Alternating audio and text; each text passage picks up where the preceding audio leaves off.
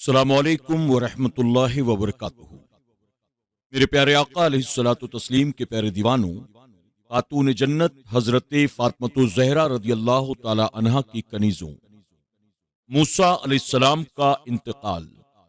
حضرت ابو ہریرہ رضی اللہ تعالی عنہ سے مروی ہے، رسول اللہ صلی اللہ علیہ وسلم نے فرمایا، ملک الموت اسرائیل فرشتہ حضرت موسیٰ علیہ السلام کی طرف بھیجا گیا۔ جب وہ آپ کے پاس آیا تو آپ نے تھپڑ مار کر اس کی آنکھ نکال دی۔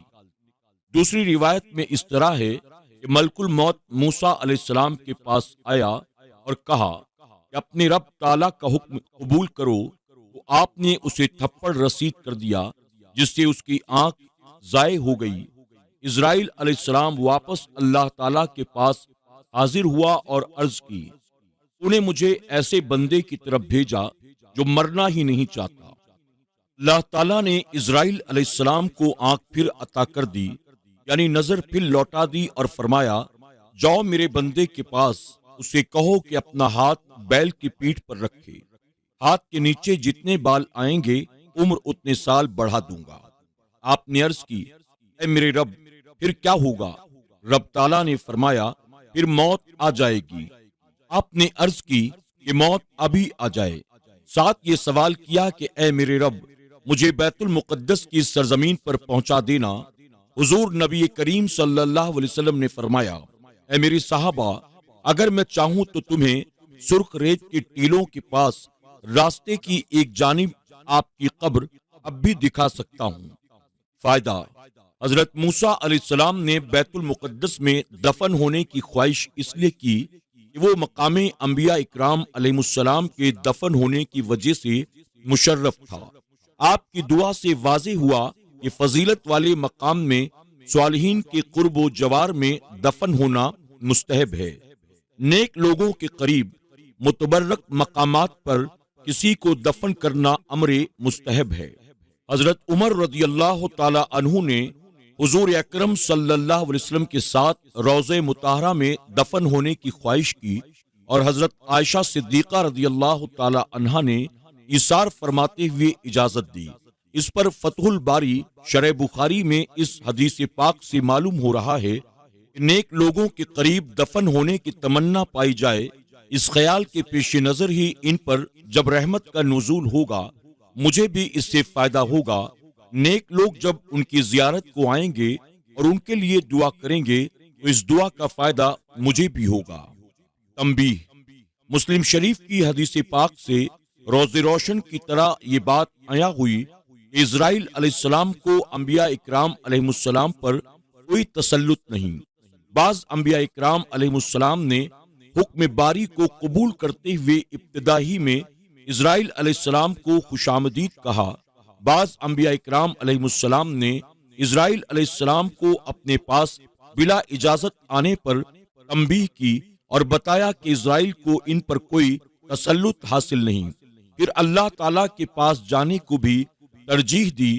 عمر کی مہلت ملنے کے باوجود قبول نہیں فرمائی تو واضح ہوا کہ ان کا منشا عمر کا حصول نہیں ہوتا، بلکہ شان انبیاء اکرام علیہ السلام کو عوام الناس پر واضح کرنا مقصد ہوتا ہے۔ فائدہ جلیلہ: حضرت ابن عباس رضی اللہ تعالی عنہ سے منقول ہے کہ حضور اکرم صلی اللہ علیہ وسلم کی وفات کے دن اللہ تعالیٰ نے ملک الموت کو حکم فرمایا کہ زمین پر میرے حبیب صلی اللہ علیہ وسلم کے حضور حاضر ہو، خبردار بغیر اجازت کے حاضر نہ ہونا، بغیر اجازت کے روح قبض نہ کرنا۔ تو اسرائیل علیہ السلام نے دروازے کے باہر عرابی کی صورت میں کھڑے ہو کر عرض کی، اے معدین رسالت، ملائکہ کے مقام آدم و رفت، اہل بیت نبوت پر سلام ہو، مجھے اجازت دیجئے تاکہ میں داخل ہوں، تم پر خدا کی رحمت ہو۔ اس وقت سیدہ فاطمہ زہرا رضی اللہ تعالی عنہا رسول اللہ صلی اللہ علیہ وسلم کے سرحانے موجود تھیں۔ انہوں نے جواب دیا، نبی کریم صلی اللہ علیہ وسلم اپنے حال میں مشغول ہیں اور اس وقت ملاقات نہیں فرما سکتے۔ دوسری بار پھر اجازت طلب کی گئی، یہی جواب ملا۔ تیسری مرتبہ اجازت طلب کی اور بآواز بلند اجازت طلب کی، چنانچہ جتنے صاحبان گھر میں موجود تھے اس آواز کی ہیبت سے ان پر لرزہ طاری ہو گیا۔ حضور اکرم صلی اللہ علیہ وسلم ہوش میں آئے اور آنکھ مبارک کھول کر فرمایا، کیا بات ہے؟ صورتحال آپ کی خدمت میں پیش کی گئی۔ آپ نے فرمایا، فاطمہ، تمہیں معلوم ہے یہ کون ہے؟ یہ لذتوں کو توڑنے والا، خواہش اور تمناؤں کو کچلنے والا، اجتماعی بندھنوں کو کھولنے والا، بیویوں کو بیوہ کرنے والا اور بچوں بچیوں کو یتیم کرنے والا ہے۔ موسیٰ علیہ السلام کا قبر میں نماز ادا کرنا۔ حضرت سلیمان تیمی رضی اللہ تعالی عنہ سے روایت ہے، میں نے حضرت انس بن مالک رضی اللہ تعالی عنہ کو کہتے ہوئے سنا، رسول اللہ صلی اللہ علیہ وسلم نے فرمایا، میرا گزر موسیٰ علیہ السلام کی قبر سے ہوا تو اپنی قبر میں وہ نماز ادا کر رہے تھے۔ ایک اور روایت میں ہے، معراج کی رات میرا گزر موسیٰ علیہ السلام سے ہوا، اور ایک روایت میں ہے، نبی کریم صلی اللہ علیہ وسلم نے فرمایا، میں نے موسیٰ علیہ السلام کو نماز پڑھتے ہوئے دیکھا، عیسیٰ علیہ السلام کو نماز پڑھتے ہوئے دیکھا، ابراہیم علیہ السلام کو نماز پڑھتے ہوئے دیکھا۔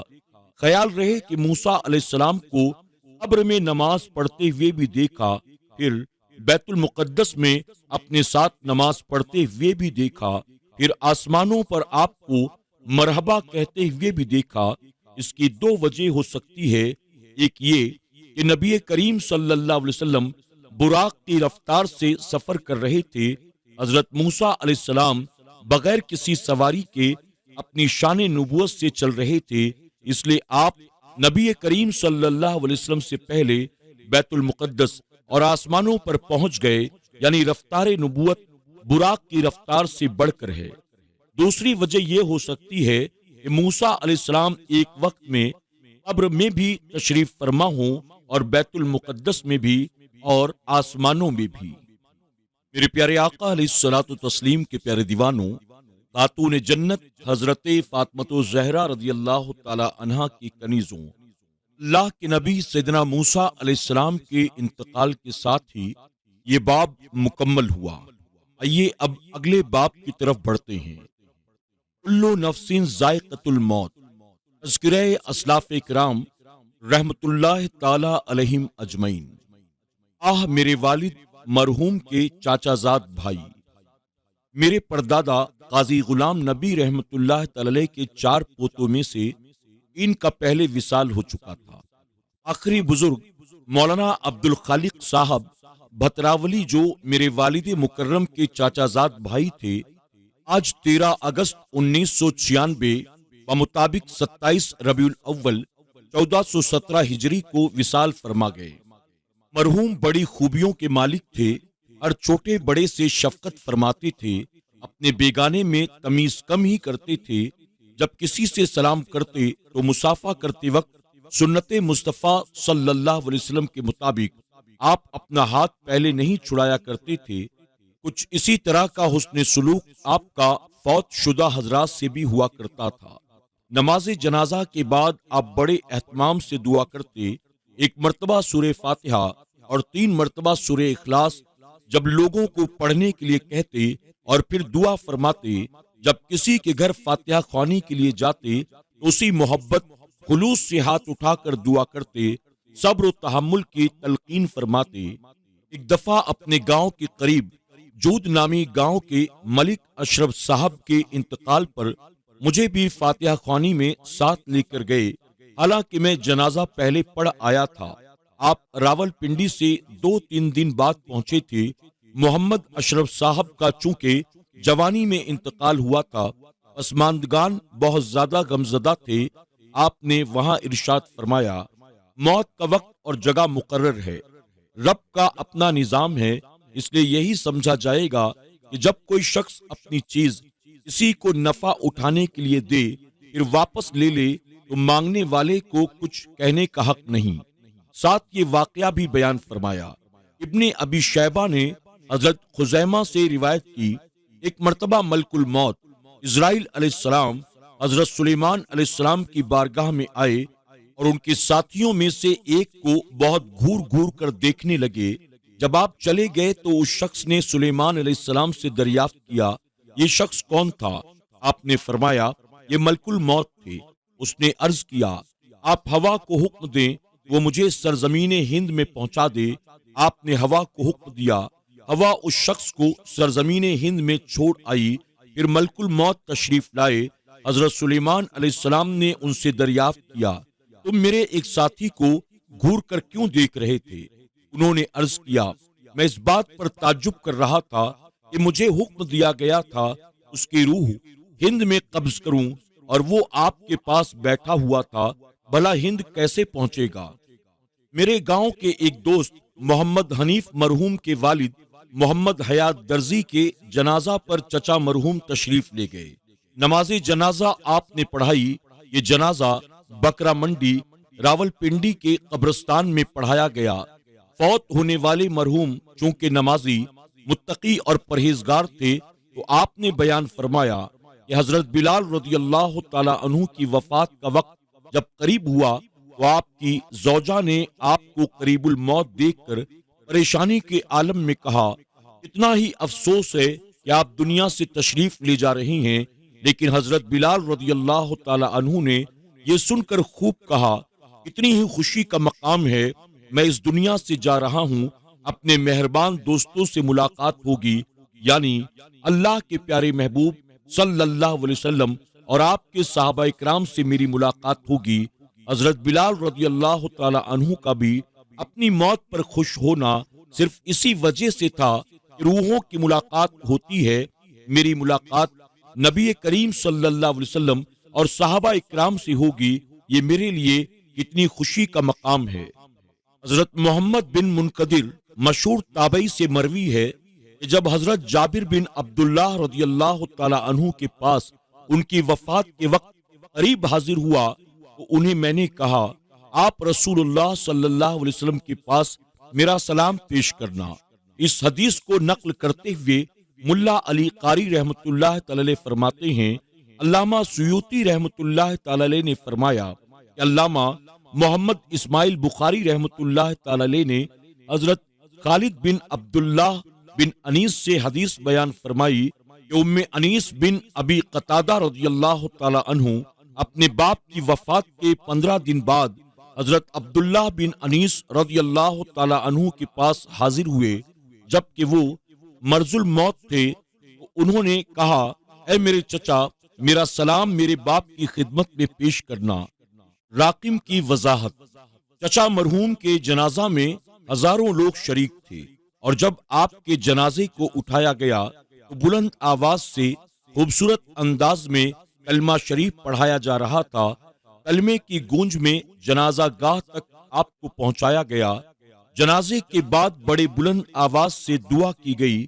مرحوم کے اخلاق کریمہ کی وجہ سے اپنے تو اپنے تھے، غیروں کو بھی روتے ہوئے دیکھا گیا۔ اللہ تعالیٰ آپ کی قبر پر ہزاروں رحمتیں نازل فرمائے، جنت الفردوس میں اعلیٰ مقام عطا فرمائے، آمین۔ صاحب کتاب لکھتے ہیں یہ چند الفاظ میں نے چچا مرحوم کے حضور خراج عقیدت پیش کرتے ہوئے تحریر کیے ہیں، اور اس لیے بھی کہ میری اولاد اور آنے والی نسل کو معلوم ہو جائے کہ ہمارے خاندان کے بزرگوں کا طریقہ کار کیا تھا، اور مرحوم کے بیٹوں کو بھی شاید ان الفاظ سے سوچنے سمجھنے کا موقع مل جائے کہ ہمارے والد مکرم کا طریقہ کار کیا تھا۔ آپ کے ایک بیٹے کو جنازے کے بعد دعا کرتے ہوئے دیکھ کر افسوس ہوا کہ یہ لوگ اپنے اسلاف کے طریقے سے کیوں ہٹ رہے ہیں، حالانکہ ہمارے اسلاف کوئی جاہل نہیں، علم کے سمندر تھے۔ چچا مرحوم محقق عالم تھے، معمولی علم نہیں رکھتے تھے، علم کا معجزن دریا تھے۔ ان کے علم کے مقابلے میں ان کے بچوں کا علم ایک قطرے کی حیثیت بھی نہیں رکھتا۔ اتنے عظیم عالم کے بیٹے ان کے نقش قدم سے ہٹ جائیں، اللہ تعالیٰ انہیں اپنے بزرگ عظیم باپ کے نقش قدم پر چلنے کی توفیق عطا فرمائے، آمین یا رب العالمین۔ میرے پیارے آقا علیہ الصلوۃ والتسلیم کے پیارے دیوانوں، خاتون جنت حضرت فاطمۃ الزہرا رضی اللہ تعالی عنہا کی کنیزوں، آج کے درس میں بس اتنا ہی۔ انشاءاللہ کل سے باب کا آغاز ہوگا۔ اللہ کے نبی حضرت زکریا علیہ السلام، حضرت عیسیٰ علیہ السلام اور حضرت یحییٰ علیہ السلام کے تعلق سے انشاءاللہ زندگی رہی تو کل پھر درس کے ذریعے ہماری اور آپ کی ملاقات ہوگی۔ تب تک کے لیے اجازت دیں۔ السلام علیکم ورحمۃ اللہ وبرکاتہ۔